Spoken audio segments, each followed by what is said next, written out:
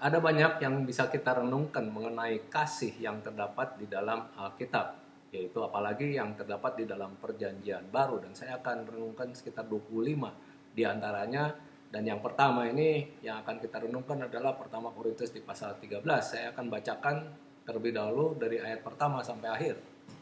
Sekalipun aku dapat berkata-kata dengan semua bahasa manusia dan bahasa malaikat, tetapi jika aku tidak mempunyai kasih, aku sama dengan gong yang berkumandang dan canang yang berincing. Sekalipun aku mempunyai karunia untuk bernubuat dan aku mengetahui segala rahasia dan memiliki seluruh pengetahuan, dan sekalipun aku memiliki iman yang sempurna untuk memindahkan gunung, tetapi jika aku tidak mempunyai kasih, aku sama sekali tidak berguna.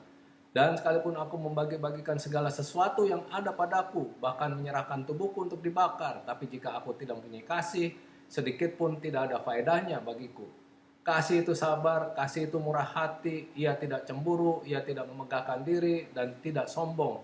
Ia tidak melakukan yang tidak sopan dan tidak mencari keuntungan diri sendiri, ia tidak pemarah dan tidak menyimpan kesalahan orang lain. Ia tidak bersukacita karena ketidakadilan, tetapi karena kebenaran. Ia menutupi segala sesuatu, percaya segala sesuatu, mengharapkan segala sesuatu, sabar menanggung segala sesuatu. Kasih tidak berkesudahan, nubuat akan berakhir, bahasa roh akan berhenti, pengetahuan akan lenyap, sebab pengetahuan kita tidak lengkap dan nubuat kita tidak sempurna. Tetapi jika yang sempurna tiba, maka yang tidak sempurna itu akan lenyap. Ketika aku kanak-kanak, aku berkata-kata seperti kanak-kanak, aku merasa seperti kanak-kanak, aku berpikir seperti kanak-kanak. Sekarang sesudah aku menjadi dewasa, aku meninggalkan sifat kanak-kanak itu. Karena sekarang kita melihat dalam cermin suatu gambaran yang samar-samar, tetapi nanti kita akan melihat muka dengan muka. Sekarang aku hanya mengenal dengan tidak sempurna, tetapi nanti aku akan mengenal dengan sempurna seperti aku sendiri dikenal. Demikianlah tinggal ketiga hal ini, yaitu iman, pengharapan, dan kasih. Dan yang paling besar di antaranya ialah kasih. Ada banyak alasan mengapa kasih begitu besar. Itu terbesar karena itu seperti Tuhan. Tidak ada atribut lain yang lebih sempurna menggambarkan Tuhan. Faktanya Allah adalah kasih. Tuhan tidak dengan kata lain menyatakan dirinya. Dan semua yang ada di dalam hatinya lebih jelas daripada dalam kata kasih. Sekali lagi kasih itu besar, hebat, karena itu adalah lencana atau tanda pengenal pemuridan. Yesus berkata, dengan demikian semua orang akan tahu bahwa kamu adalah murid-muridku, jikalau kamu saling mengasihi. Itu Yohanes 13:35. Kasih itu besar, hebat, karena itu adalah hukum kerajaan. Yakobus mengatakan, jikalau kamu menjalankan hukum utama yang tertulis dalam kitab suci, kasihilah sesamamu manusia seperti dirimu sendiri, kamu berbuat baik. Itu Yakobus 2 ayat 8. Kasih itu agung karena merupakan fondasi yang di atasnya bersandar seluruh sistem kebenaran ilahi. Menjawab pertanyaan, apakah perintah agung itu? Yesus menjawab, kasihilah Tuhan Allahmu dengan segenap hatimu dan dengan segenap jiwamu dan dengan segenap akal budimu. Itulah hukum yang utama, yang terutama dan yang pertama. Dan hukum yang kedua yang sama dengan itu ialah kasihilah sesamamu manusia seperti dirimu sendiri. Matius 22 ayat 37 sampai 39. Lebih jauh lagi, kasih itu agung karena itu adalah jalan yang lebih baik. Pertama Korintus 12 membahas tentang karunia-karunia rohani. Tetapi Rasul Paulus menutup pasal itu dengan kata-kata, dan aku menunjukkan jalan yang lebih baik kepadamu. Di ayat 31. Kemudian dia menjawab, membawakan kitab pasal kasih dari Alkitab itu. Ada banyak alasan mengapa kasih begitu besar. Tetapi alasan terbaik dari semuanya dikemukakan dalam pasal kasih itu di pertama Korintus 13 yang sudah menjadi favorit banyak orang. Banyak dari Anda tidak diragukan lagi mengetahui pasal ini dari ingatannya.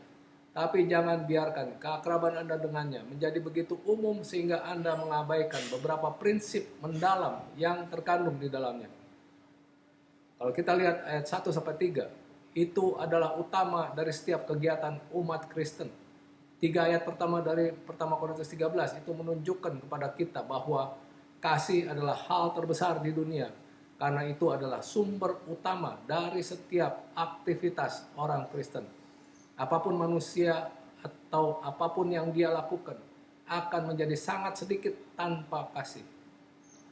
Misalnya seandainya seseorang dapat berbicara bahasa yang lebih baik daripada bahasa lain yang digunakan oleh manusia, bahkan bahasa yang sebanding dengan bahasa malaikat, kata-katanya kalau tanpa kasih akan kehilangan keindahannya. Pidatonya tidak akan menjadi apa-apa selain kebisingan yang tidak selaras. Kefasihan yang tidak dimotivasi oleh kasih hanyalah banyak bicara. Kalau seseorang memiliki pengetahuan sedemikian rupa sehingga dia dapat membuka pintu ke rahasia apapun, dan jika dia memiliki keyakinan sedemikian rupa sehingga dia bahkan dapat menyingkirkan gunung, pengetahuan dan keyakinannya akan benar-benar kosong tanpa kasih. Iman yang tidak bekerja oleh kasih tidak ada artinya. Bersunat atau tidak bersunat tidak mempunyai sesuatu arti. Hanya iman yang bekerja oleh kasih, itu Galatia 5 ayat 6. Tidaklah penting bagi Tuhan berapa banyak atau sejauh mana seseorang memberi kalau dia tidak memiliki kasih. Dia mungkin melangkah lebih jauh dengan memberikan semua hartanya untuk memberi makan orang miskin dan benar-benar membayar pengorbanan tertinggi dengan memberikan tubuhnya untuk dibakar. Tapi semua ini baginya tidak akan ada gunanya kecuali jika itu muncul dari hati yang penuh dengan kasih. Pemberian yang dangkal tidak akan berhasil. Oleh karena itu, kasihlah yang memberi kehidupan pada pemberian kita, dan pada iman kita, dan pada kefasihan bicara kita. Alasan lain yang diberikan dalam ayat ini mengapa kasih adalah hal terbesar di dunia adalah kualitasnya. Di dalam 4 ayat berikutnya, 14 kualitas terdaftar sebagai bagian dari kasih. Kasih sudah disebut rantai emas di mana semua kebajikan Kristen lainnya bergantung. Masing-masing berhubungan dengan apa yang kita sebut watak atau temperamen. Sikap seseorang menentukan keluhurannya karena dia tidak pernah naik lebih luhur dari pikirannya. Sebab seperti orang yang membuat perhitungan dalam dirinya sendiri, demikianlah dia, itu kata Amsal 23 ayat 7. Untuk sebagian besar, sikap Anda menentukan apakah Anda diselamatkan atau hilang. Kasih sebagai watak hati atau jiwa menjadi obat mujarab bagi banyak penyakit dunia. Ini adalah kunci utama yang akan membuka banyak pintu kesulitan dan memecahkan banyak situasi bermasalah. Ini membantu untuk menyelesaikan kita untuk setiap bidang kehidupan. Dalam dunia yang salah pemahaman, kasih siap tahan menderita. Dalam kebajikan ini, kasih bersifat pasif karena menunggu pemahaman. Andai saja kita bisa saling memahami. Dengan kasih persaudaraan sejati, kita bisa. Kasih itu begitu sabar. Sabar adalah bagian dari buah roh. Kalau kita baca Galatia 5 ayat 22-23. Ini adalah bagian dari perjalanan orang Kristen. Kualitas kasih yang sama ini harus selalu menjadi ciri pemberitaan Injil. Beritakanlah firman, siap sedialah baik atau tidak baik waktunya. Nyatakanlah apa yang salah, tegurlah dan nasihatilah dengan segala kesabaran dan pengajaran. Di dalam dunia kepahitan, kasih itu baik. Inilah simpati dalam tindakan. Oleh karena itu, kasih bersifat aktif dan juga pasif. Kasih itu baik kepada sesama pengemudi, kepada sesama pelayan, kepada sesama Kristen, kepada sesama manusia. Kasih itu baik kepada orang lain di telepon. Kasih itu baik kepada musuh. Bahkan ketika orang berbuat salah kepada Anda, kasih itu baik karena tidak pernah membalas. Ia menolak apa yang disebut hak untuk menyerang balik. Ini adalah salah satu kualitas pemahaman kasih yang harus sangat diinginkan oleh semua orang. 1 Petrus 3 ayat 8. Dan akhirnya, hendaklah kamu semua seias kata, seperasaan, mengasihi saudara-saudara, penyayang dan rendah hati. Di dalam dunia persaingan, kasih tidak iri. Tidaklah cukup menangis dengan mereka yang menangis. Kita juga harus bersukacita dengan mereka yang bersukacita. Biasanya lebih sulit untuk memberi selamat, memuji, dan bersukacita dengan mereka yang berhasil daripada menyampaikan simpati kepada mereka yang gagal. Tapi kasih membuat kita tidak berpikir jahat tentang mereka yang jauh lebih baik dari kita. Kecemburuan menuntut semangat bersaing, tetapi kasih menghancurkan persaingan yang tidak sehat. Kecemburuan berusaha menghancurkan objek kecemburuannya, tetapi kasih membangun. Karena itu kasih dan iri hati tidak dapat menghuni orang yang sama. Ketika orang lain sehat saat Anda sakit, jangan iri hati. Saat orang lain bahagia saat Anda tertekan, jangan iri hati. Saat orang lain berhasil saat Anda gagal, jangan iri hati. Dalam dunia ketenaran, kehormatan dan pujian, kasih tidak membanggakan dirinya sendiri. Kasih tidak mengekspresikan dirinya dalam kesombongan, tapi kasih lebih dari itu. Dalam dunia kesombongan dan keangkuhan, kasih tidak sombong. Dalam kasih bahkan tidak ada perasaan arogan, apalagi ekspresinya. Kasih tidak pernah sombong. Seseorang pernah mengatakan, egotisme adalah perekat yang membuat beberapa orang menempel pada diri mereka sendiri. Tapi kasih selalu tertarik untuk memikirkan orang lain daripada memikirkan diri sendiri. Kasih benar-benar seperti Tuhan. Sedangkan kesombongan sangat berbeda dengan Tuhan. Oleh karena itu, kedua kualitas ini sangat berlawanan dan tidak dapat berada dalam diri orang yang sama. Kita harus dipenuhi dengan kasih, tetapi bukan kasih untuk diri sendiri. Di dalam dunia ketidaksopanan, kasih tidak berperilaku tidak pantas.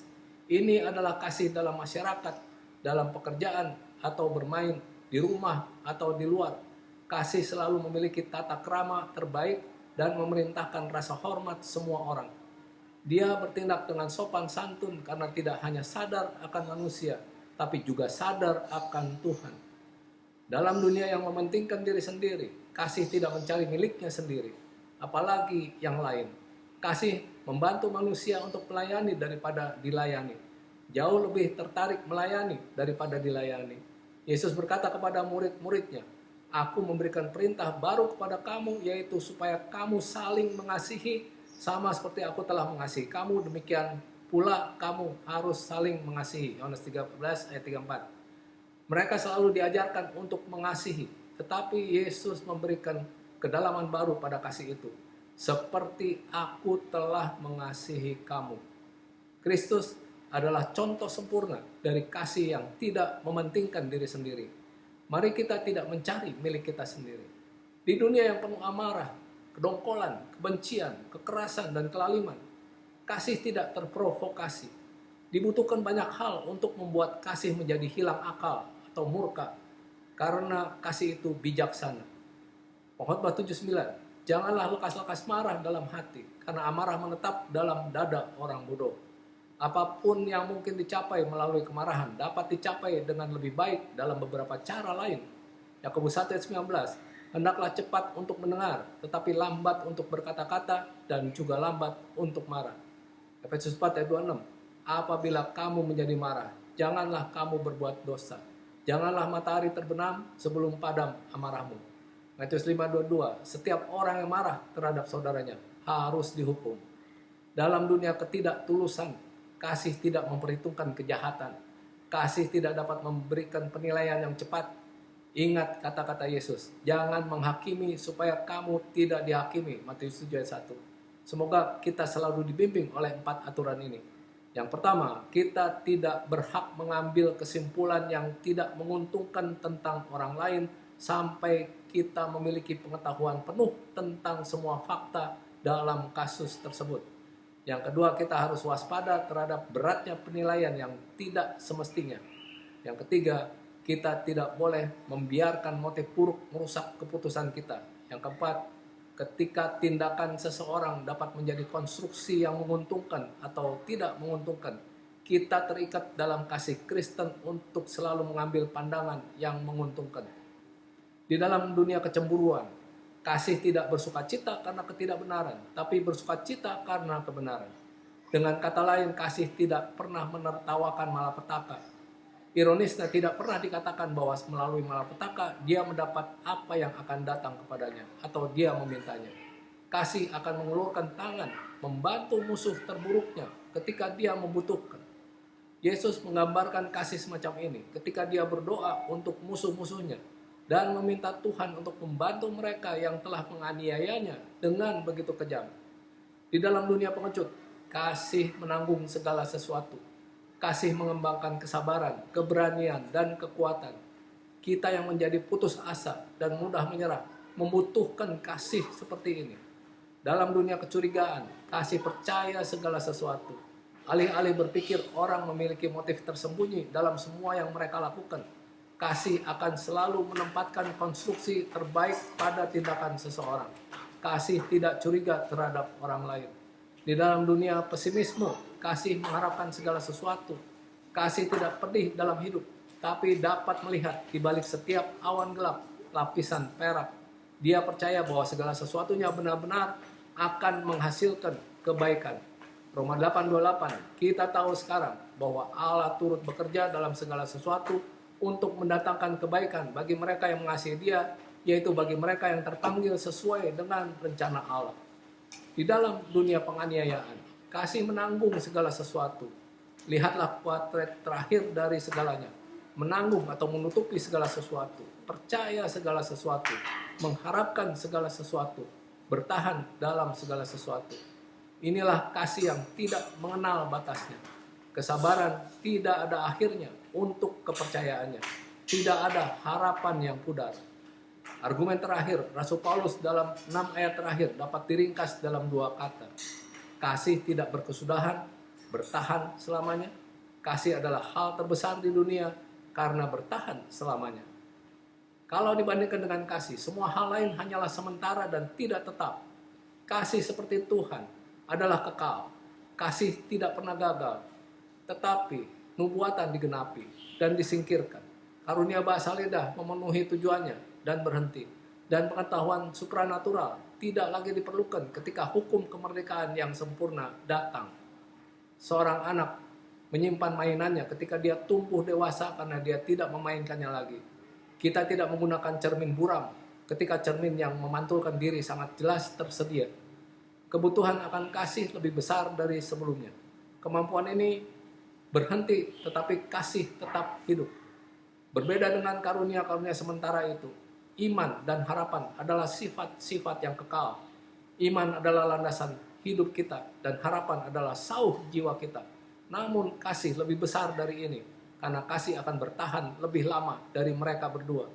Ketika Kristus datang, iman akan menjadi pengetahuan, dan harapan akan menjadi kenyataan. Hanya kasih yang akan bertahan ketika segalanya sudah berakhir.